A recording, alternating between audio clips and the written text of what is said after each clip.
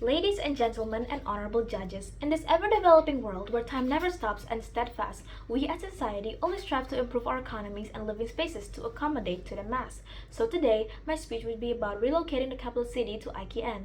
Now, I'll be separating my speech into a few parts, the clarification, burden, and my arguments. For the clarification, in this context, the IKN or Ibu Kota Negara Nusantara is a project that relocates the capital city from Jakarta, Java to East Kalimantan.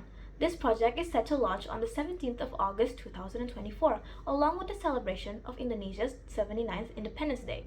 The burden that we have to establish here is why the relocating of the capital city to IKN would bring more benefits that can outweigh the environmental costs and social costs.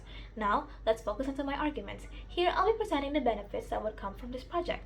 First, it can improve the nation's economies. The moving of the capital city would bring a very positive change to the nation's economy. Why? As of right now, most of the resources outside of Java haven't been used optimally. For example, a lot of natural field that's been unused. But with the capital now so close to the resources, we can hope to utilize these said resources for the betterment of the country's future.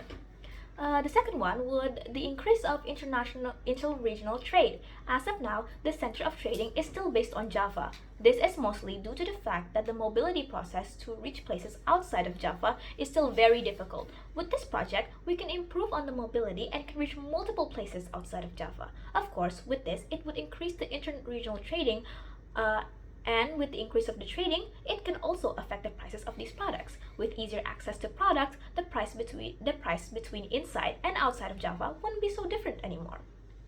Another one is equal development for areas outside of Java.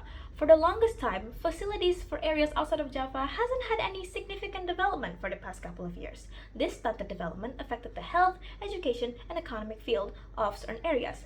So, with moving the capital city, it would ensure that the areas outside of Java will be given equal development. This ensures that the health, education, and the economy field of areas outside of Java would not be so different from Java anymore.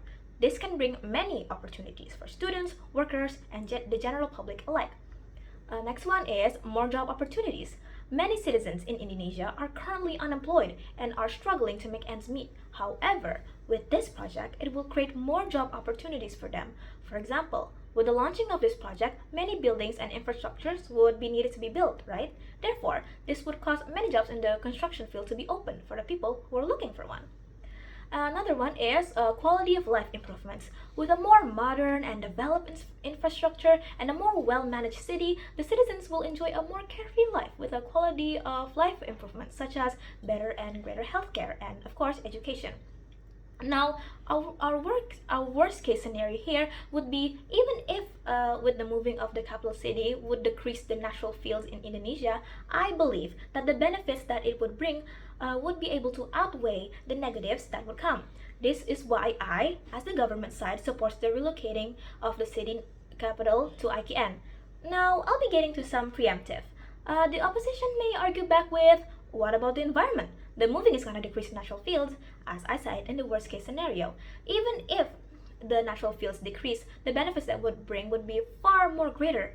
With this project, they would be able to build more facilities, such as education facilities, to improve the people's education, and factories to process more resources.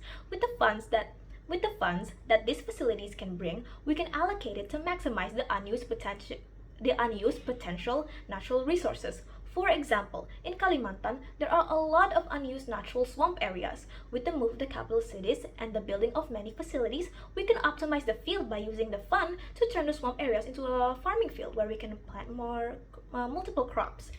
Another argument from the opposition could be, oh, but what about the carbon emission from the move? For this, the government has actually prepared a few strategies to minimize the carbon emission. One of them is AMDAL, or Analisis Mengenal Dampak Lingkungan. AMDAL is one of the tools for assessing development proposals from an environmental perspective, with the aim of reducing the negative impact of development on the environment. The making of AMDAL proves that the government has considered the possibilities of carbon emission in the moving of the capital city.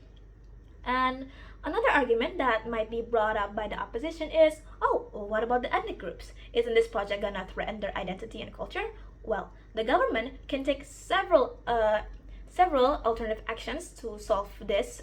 One of these options is the protection of land rights. These rights can include ownership, the rights of use and benefit, and so much more. With this, the government can ensure to protect the rights of the lands owned by the tribe that originally occupies the land. That's all for my speech. Thank you so much for listening.